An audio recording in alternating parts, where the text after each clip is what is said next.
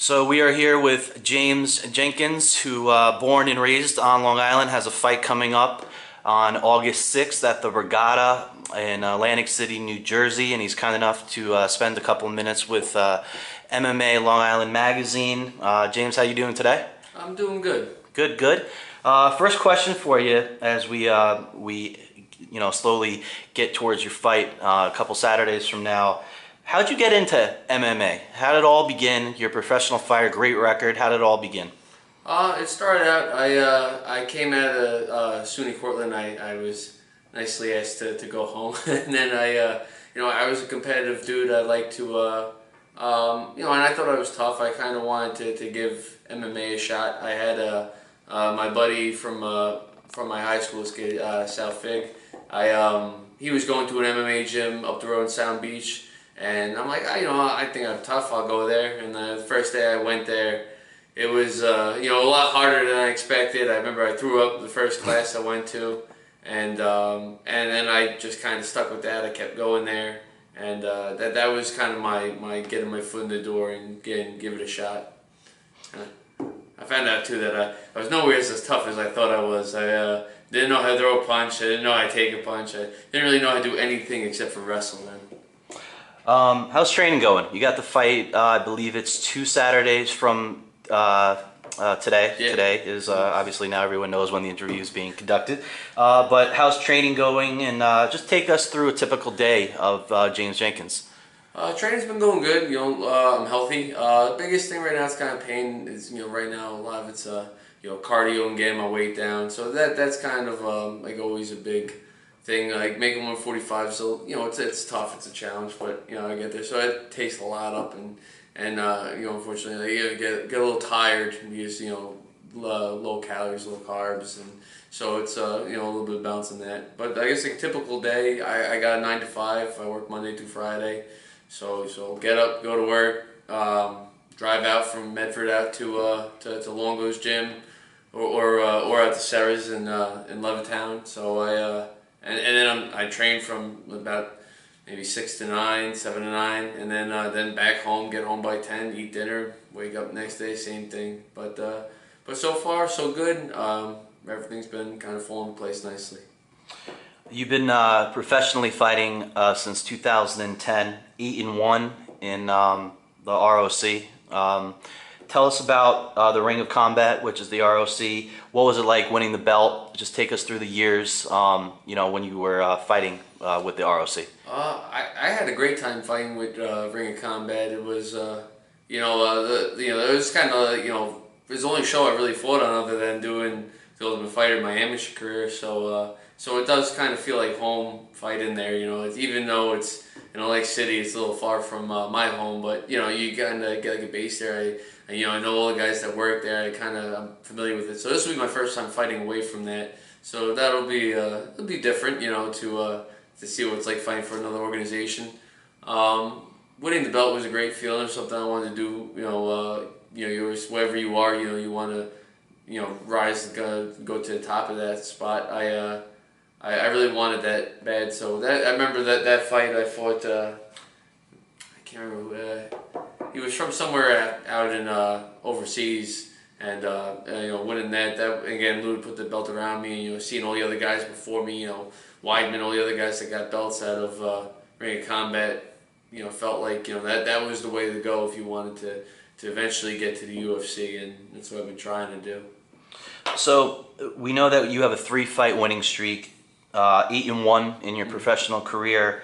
But you haven't fought in front of fans in an arena since, basically May of 2014. How tough is it going to be for your first professional fight, in an arena, with tons of fans, Atlantic City? What are your thoughts about that? It don't really bother me too much. I guess generally going into a fight, there's always, no matter what, I've always felt nerves. I mean, even when we did the fights on the show, there weren't many people there at all. But but at the same time, we might be fighting in front of Dana White and all that, and that was a small circuit. I mean, there might be 30 people there.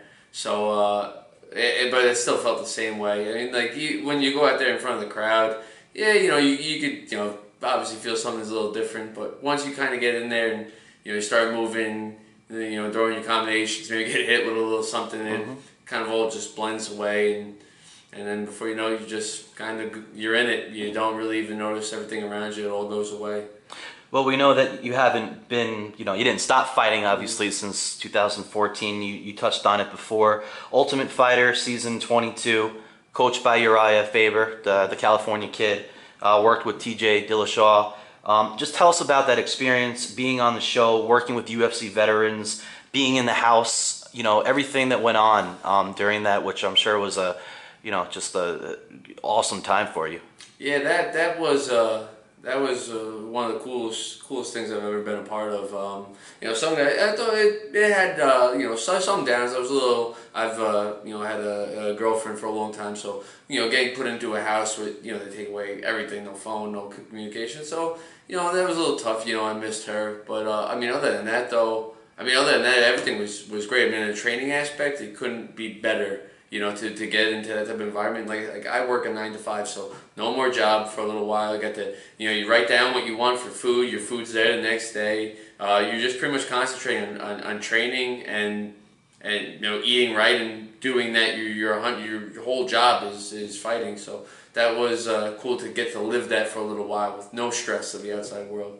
Then also too, now you're on the show and you're with all these other good 45 and 55 pounders in the country. You're working with them and you realize that you this is a nice little testing period. When you roll everybody, you're like, I'm better than that guy, or I can hang out with that guy, and that guy's not better than me, and then get a roll with we had Uriah Faber and we had Cody No Love and Andre Fili. We had there were so many guys. I got to Dillashaw, just all these different guys to work with. That was a very, very cool experience. I've been watching Faber fight for so long. Getting to roll around with these guys. I made some friends too, man. Some guys I still talk to from the show. I miss it. It was about a year ago now. A year ago at this time, I was hanging out in Vegas, swimming in a pool and training. So, your next opponent is Jacob Bowen. He's 4-2, all in the Cage of Fury. What do you know about him? Anything that have you watched him fight? Have you anything that you could tell us about studying and your future opponent? I watched a little film on him. I'm not going too crazy about it. The films I saw, there were videos up there, but they were from 2014 where I was able to watch a decent amount of film. But to me, you gotta expect that in that time he's improved. You don't want to think the guy I'm looking at is the same guy that's going to step in the cage. I got to expect that the best version of him will come forward that day. What do I know? He's tall, he's long, so it's something. But I wasn't really too worried about much anything he did. I know he wrestled. One of my buddies told me he wrestled him at the Empire State Games. So I don't know. I know he got knocked out his last fight, so maybe he'll go in there with a different mindset. From the film I saw, he liked to strike, but who knows? Maybe he'll go out there and try to wrestle the entire time.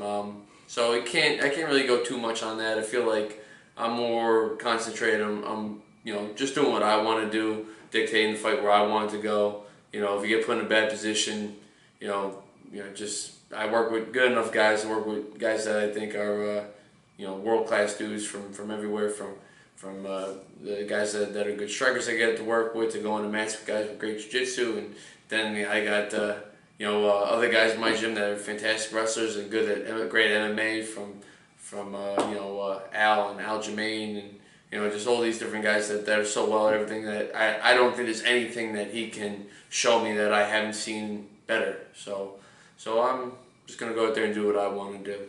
Well, you talked about him. What about you? What kind of fighter are you? If you had to describe yourself, as a MMA professional fighter, how would you describe yourself? I guess I would describe myself as maybe like a bull in a china shop. I wouldn't call myself. I've never been slick at anything. I've never been like a smooth guy. When I wrestled, they were like finesse wrestlers, and then there's guys that are just coming forward. My fight style is very much that. I'm a forward guy.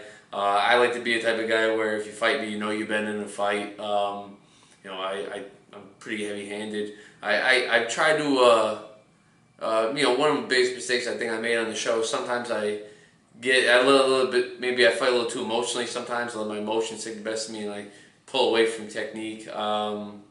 and sometimes that works, but sometimes you leave yourself open. So I mean, don't get me wrong. I work with my boxing coach. We go over doing everything right. I just gotta sometimes pull that in and not fight with too much emotion, be a little more technical at times.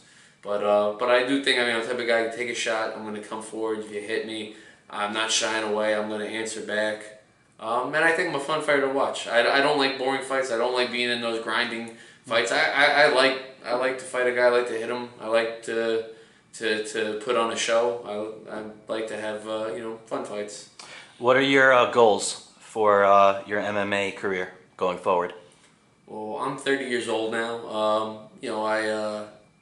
I don't want to be a guy who chases fighting for the next 10 years and winds up with nothing to show for it and all sorts of things. So to me, I'm kind of looking at the near future. I'd like to go out there for this fight, put together a good win.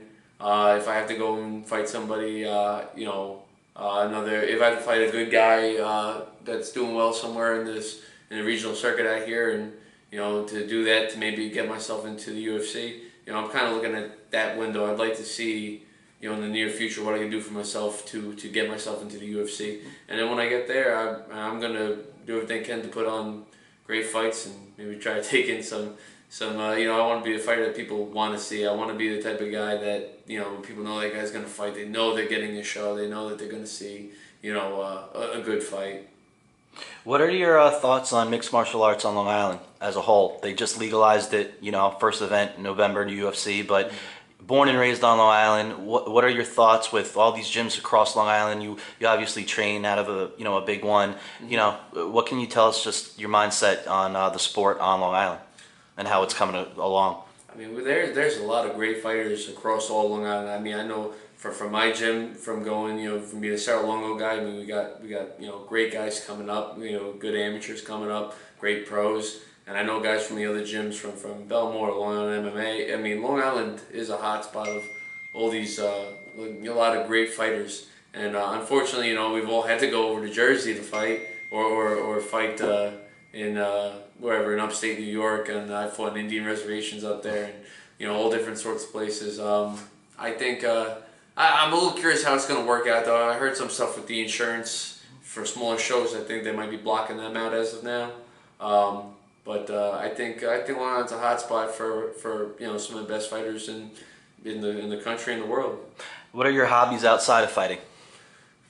What do I do outside of fighting? That's tough. Fighting and working, it takes a lot of time. Fighting could be your only hobby, and that's fine. I like to travel. I like to get to go places. Like I said, I've had a girl for a while. We like to If I'm not fighting right now, I'm at the beach. I like to be out, man. I like to go places. I like to do more of that. I like to get to do a little more traveling right now. Like, while I have no kids or anything, I'd like to be able to take her and just get to see more of the world.